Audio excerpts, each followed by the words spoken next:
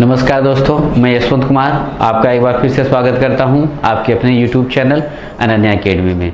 दोस्तों, आज हम लोग शिक्षा दर्शन के अंतर्गत पढ़ेंगे सावित्रीबाई फुले का जो शिक्षा दर्शन है। NTA नेट शिक्षा शास्त्र का जो अपडेटेड सिलेबस है इसमें ये है, और असिस्टेंट प्रोफेसर शिक्षा शास्त्र में भी ये प्रश्न बहुत आता है इस चैप्टर से, तो इसलिए आप लोग देखिए। पहले हम लोग जानते हैं कि सावित्रीबाई फुले कौन थी। पहले इनका परिचय लेते हैं। सावित्रीबाई फुले का जन्म महाराष्ट्र में 3 जनवरी 1837 को हुआ था, और इनके 13 वर्ष की अवस्था में इनका विवाह हो गया। पहले विवाह जो है बाल विवाह हुआ करता था, तो उसी सिस्टम के अंतर्गत इनका भी विवाह हुआ।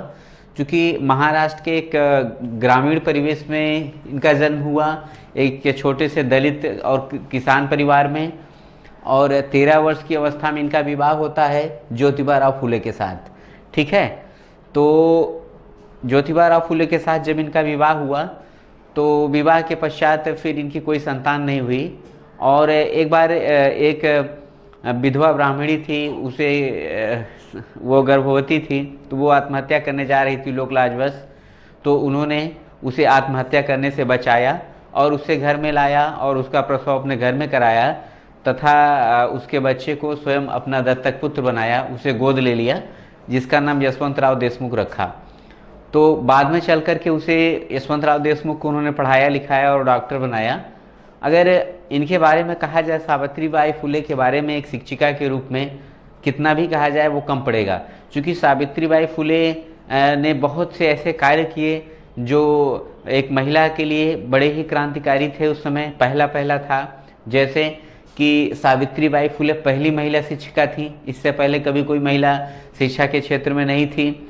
दूसरी बात है कि सावित्रीबाई फुले कवियत्री थी और मराठी भाषा की पहली महिला कवियत्री थी। सावित्रीबाई फुले मराठी भाषा की पहली महिला कवियत्री थी। ये कविताएं करती थी, और इन्होंने अपने पति ज्योतिबा राव फुले के साथ मिलकर 1848 में मात्र 9 विद्यार्थियों के साथ इन्होंने स्कूल की स्थापना 1848 में 9 बच्चों के साथ किया था। लेकिन धीरे धीरे उसमें बच्चों की अधिकता होती गई, बच्चों की संख्या बढ़ती गई। तो जब इन्होंने स्कूल प्रारंभ किया तो बहुत सी पुरुषवादी सत्ता के लोग, जिनको लगता था कि नहीं, अगर महिलाएं बाहर निकलेंगी, चार दीवारी से बाहर निकलेंगी तो ये सही नहीं है, समाज के लिए अच्छा मैसेज नहीं जाएगा, उन्होंने बहुत विरोध किया, बहुत परेशान किया। लेकिन उनकी धमकी से, उनकी बातों से सावित्रीबाई फुले ने अपना हिम्मत नहीं हारा, अपना हिम्मत नहीं खोया, और वो शिक्षा के लिए निरंतर कार्य करती रहीं।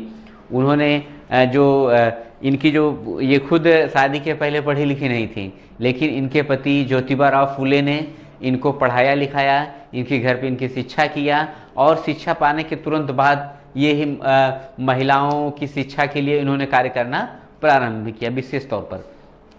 तो इन्होंने जो है सावित्रीबाई फुले के जो पति थे ज्योतिबा राव फुले के साथ मिलकर के बहुत सी समाज की जो कुरीतियाँ थी उस समय, उसको मिटाने का इन लोगों ने बीड़ा उठाया। जैसे बाल विवाह हुआ, छुआछूत हुआ, सती प्रथा हुआ, विधवा पुनर्विवाह को शुरू करना, ये बहुत सारी ऐसी चीज़ें थी जिस पे इन लोगों ने काम किया, समाज के लिए काम किया। अब आप समझ सकते हैं कि एक ऐसा समाज जो अपनी परंपराओं, प्रथाओं, धर्म, बिलीफ्स में इतना ज़्यादा विश्वास करने वाला हो, अगर ऐसे समय में अगर कोई महिला इस तरह की आवाज़ उठाती है आज से 200 वर्ष पहले, तो आप कल्पना कर सकते हैं कि किस तरीके से उनका समाज में विरोध हुआ रहा होगा। फिर भी इन्होंने हिम्मत नहीं हारा, अपने पति के साथ कंधे से कंधा मिला करके इन्होंने लोगों की शिक्षा के लिए कार्य किया, और उन्होंने शूद्रों तथा स्त्री शिक्षा का आरंभ करके एक नए युग की शुरुआत की, एक नए युग की नींव रखी। घर की देहरी से ला करके बच्चों को पढ़ाना महिलाओं का कार्य नहीं हुआ करता था, लेकिन वह करे उन्होंने एक नए युग के नए अध्याय की शुरुआत किया। और उन्होंने कई ऐसी संस्थाएं भी चलाई, जैसे वो जो बाल हत्या प्रतिबंध गृह की का स्थापना किया 1853 में। तो बाल हत्या प्रतिबंध गृह ऐसा था, ऐसी विधवा महिलाएं जो संतान वाली हो जाती थी, जो आत्महत्या करना चाहती थी, ऐसी बेसहारा औरतों को लेकर के एक आश्रम की स्थापना किया, जिससे बाल हत्या प्रतिबंध गृह के नाम से जाना गया। ठीक है, और उसके बाद इन्होंने सत्यशोधक समाज की स्थापना किया 1873 में। तो जो सत्यशोधक समाज था यह बिना दहेज के, बिना खर्च के, बिना किसी कर्मकांड के युवक और युवतियों का विवाह कराता था। ठीक है, सत्यशोधक समाज एक ऐसी संस्था थी जिसके अंतर्गत युवक और युवतियों का बिना दहेज के, बिना ब्राह्मण के, बिना किसी कर्मकांड के, बिना किसी पूजा पाठ के विवाह कराने का कार्य करता था। तो इसकी जो सबसे बड़ी खासियत थी कि विवाह में दहेज नहीं लिया जाता, दहेज मुक्त विवाह कराते थे। ठीक है, और इसी संस्था के साथ उनका जो दत्तक पुत्र था उसका भी विवाह उन्होंने इसी संस्था के माध्यम से बिना किसी खर्च के, बिना कोई दहेज लिए हुए उन्होंने कराया। तो इस विवाह का जो विरोध था इनके अपने दत्तक पुत्र का इस संस्था के माध्यम से पूरे देश भर में हुआ, और इस विवाह के विरोध में उनको तमाम प्रकार की सामाजिक प्रहारों को सहना पड़ा, समाज में लोगों के बड़े अपमान को सहना पड़ा, लोगों ने इन्हें बहुत प्रताड़ित भी किया। जब एक पढ़ाने के लिए घर पर जाती थी तो लोग इन पे मैला, कीचड़, मिट्टी कुछ भी डाल देते थे। तो इसलिए जब ये पढ़ाने जाती थी तो एक अपने बैग में एक कपड़ा और भी रखती थी। चूँकि जब तक ये विद्यालय पहुंचती थी तब तक इनके सारे कपड़े खराब हो चुके होते थे, तो पॉलीथीन में, बैग में एक कपड़ा और लिए रहती थी, स्कूल जाकर के कपड़ा बदलती थी फिर और शिक्षण कार्य करती थी। अब सोचिए दोस्तों कि शिक्षा के लिए अब इससे बड़ा दार्शनिक कौन हो सकता है, शिक्षा का इससे बड़ा मसीहा कौन हो सकता है जो समाज की इतनी सारी यातनाएं सहते हुए भी शिक्षा के लिए, विशेष तौर पर ग्रामीण महिलाओं की शिक्षा के लिए, गरीब वर्ग की महिलाओं की शिक्षा के लिए, दलितों की शिक्षा के लिए, जो शोषित वर्ग था उसकी शिक्षा के लिए कदम उठाना, इतना साहसिक कदम उठाना उस समय का बिल्कुल नया नया कार्य था, इसलिए इन्हें बहुत ज़्यादा विरोध का सामना करना पड़ा। 1872 में प्लेग फैल गया भारत में, भयानक महामारी आ गई। आप लोग इतिहास पढ़ेंगे तो देखेंगे 1872 में महाराष्ट्र के अंदर पूरे भारत में था, महाराष्ट्र में स्थिति भी बहुत ख़राब थी।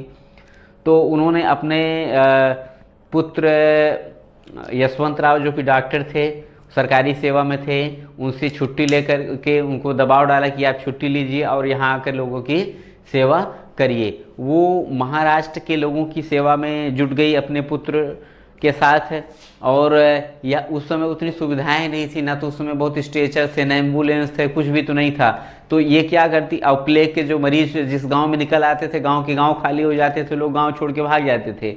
ऐसी स्थिति में सावित्रीबाई फुले पेशेंट को, रोगियों को जो प्लेग के थे उनको अपने कंधे पे लाद करके, अपने पीठ पे लाद करके वो हॉस्पिटल लाने का कार्य करती थी, उनका इलाज करती रहीं, और रात दिन अत्यधिक कार्य कर देने की वजह से ये खुद भी प्लेग के संक्रमण का शिकार हो गई और अंततः इनका देहावसान हो गया 18 मार्च 1897 को। तो इस महान आत्मा के जो महान कार्य हैं कोई एक दो क्षेत्रों में नहीं है। अगर शिक्षा में देखा जाए तो पहली शिक्षिका के रूप में इन्होंने जो महिलाओं की शिक्षा का बीड़ा उठाया वो आज तक उनकी जो मसाल थी वो जल रही है। दूसरी तरफ जो सामाजिक कार्य किए थे इन्होंने, जो सामाजिक बुराइयों के खिलाफ संघर्ष किया था, चाहे वो बाल विवाह का विरोध हो, चाहे विधवा पुनर्विवाह की शुरुआत करना हो, चाहे छुआछूत हो, जाति पात हो, तमाम ऐसी उस समय की सामाजिक कुरीतियाँ थी जिसके खिलाफ इन्होंने जम के लड़ाई लड़ी। इसके अलावा उन्होंने संस्थाओं की स्थापना किया, संस्थाओं की स्थापना करके उन्होंने समाज की अभूतपूर्व सेवा की। इन सब की चीज़ों के अलावा उन्होंने विद्यालय की स्थापना किया और उन्होंने 2 पुस्तकें लिखी मराठी भाषा में, काव्य फूले, बावनक्षी सुबोध रत्नाकर। ये 2 इनकी पुस्तकें हैं, 2 इनकी रचनाएं हैं जो मराठी भाषा में पाई जाती हैं। और इन्होंने देश की सेवा के लिए यहाँ तक कि ब्रिटिश सरकार भी इनके इस कार्य का लोहा मान गई और ब्रिटिश सरकार तत्कालीन अंग्रेज़ों ने भी इन्हें पुरस्कृत किया। चूँकि अंग्रेज उनके यहाँ जो संस्कृति थी वो महिलाओं शिक्षा को बढ़ावा देने वाली थी। जब उन्होंने भारत में देखा कि महिला शिक्षा की यहाँ इतनी निम्न दशा है, उसके बावजूद एक महिला इतना कार्य कर रही है, तो इससे प्रभावित होकर के अंग्रेज़ों ने इनको पुरस्कृत करने का कार्य किया। स्वतंत्रता के पश्चात महाराष्ट्र सरकार ने भी इन्हें सम्मानित किया तथा इनके नाम का एक डाक टिकट जारी रखा। अभी 3 जनवरी 2017 को गूगल ने इनको सम्मानित किया। 3 जनवरी 2017 को अगर आप सर्च करेंगे तो गूगल का डूडल जो होता है उसमें सावित्रीबाई फुले की ही तस्वीर थी। तो इस तरीके से गूगल ने भी विश्व भर में इन्हें सम्मान दिलाया। उसमें करोड़ों मैसेज आए गूगल के पास कि आखिर ये कौन है, तो गूगल ने जवाब दिया कि ये भारत की पहली महिला शिक्षिका हैं जिन्होंने गरीबों, मजदूरों, दलितों आदि की शिक्षा के लिए कार्य किया। तो इस प्रकार से गूगल ने इन्हें विश्व भर में सम्मान दिलाने का कार्य किया। छुआछूत का अंत, विधवा पुनर्विवाह, महिलाओं, दलितों की शिक्षा के क्षेत्र में इन्होंने जो अद्वितीय योगदान दिया, उस योगदान के लिए पूरा देश इन्हें हमेशा हमेशा याद रखेगा। और इन्होंने विशेष तौर पर शिक्षा के क्षेत्र में महिलाओं की शिक्षा के लिए कार्य किया, उनके लिए नए विद्यालय की स्थापना किया और ये शिक्षा देने के साथ साथ शिक्षा के लिए गांव-गांव जाकर के महिलाओं को प्रेरित करने का कार्य करती थी और महिलाओं को स्वास्थ्य के प्रति वैज्ञानिक दृष्टिकोण पैदा करने का कार्य करती थी। तो ये आपके सिलेबस में है। इसमें बहुत से ऐसे क्वेश्चन हैं जो पूछे जा सकते हैं, जैसे सावित्रीबाई फुले का जन्म हुआ, उनके पति का नाम है, उनकी जो पुस्तकें हैं वो किस भाषा की कवियत्री थी, पहली महिला शिक्षिका कौन थी। ये 2019 में आ चुका है NTA नेट जब हुआ था कि पहले इनका योगदान किस क्षेत्र में है, सावित्रीबाई फुले का योगदान किस क्षेत्र में है। तो उसमें सही जो विकल्प था वो था कि महिला शिक्षा के क्षेत्र में, ठीक है। और इन्होंने सत्यशोधक समाज की स्थापना किसने किया, बाल हत्या प्रतिबंध गृह की स्थापना किसने किया, या बाल हत्या गृह प्रतिबंध का क्या उद्देश्य था, सत्यशोधक समाज का क्या उद्देश्य था। तो जब आप पढ़ेंगे, जैसा मैंने बताया कि सत्यशोधक समाज एक ऐसी संस्था थी जिसमें बिना दहेज के युवक और युवतियों को बिना किसी कर्मकांड के, बिना किसी ब्राह्मणों के विवाह कराया जाता था। बाल हत्या प्रतिबंध गृह था, ऐसी महिलाएं जो रेप पीड़िता होती थी, प्रेग्नेंट हो जाती थी, या विधवा होती थी, प्रेग्नेंट हो जाती थी, वो आत्महत्या के अलावा कोई रास्ता नहीं बचता था ऐसे समाज में, उनके लिए ये था। वो ऐसी महिलाओं को, ऐसी विधवाओं को, ऐसे प्रताड़ित स्त्रियों को पनाह देने का कार्य करती थी। उनके लिए शिक्षा, स्वास्थ्य, चिकित्सा, तमाम प्रकार की सुविधाएं भी उपलब्ध कराती थी, ठीक है। तो ये बहुत ही लेसन छोटा है लेकिन बहुत ही उपयोगी है, और उपयोगिता के साथ साथ ये हम लोगों का बहुत युवाओं का उत्साहवर्धन करती हैं कि इसी तरीके के लोगों को प्रमोट किया जाना चाहिए समाज में, ताकि हमारे समाज को एक अच्छी दिशा और दशा मिल सके। तो आज के लिए इतना ही। Thank you so much.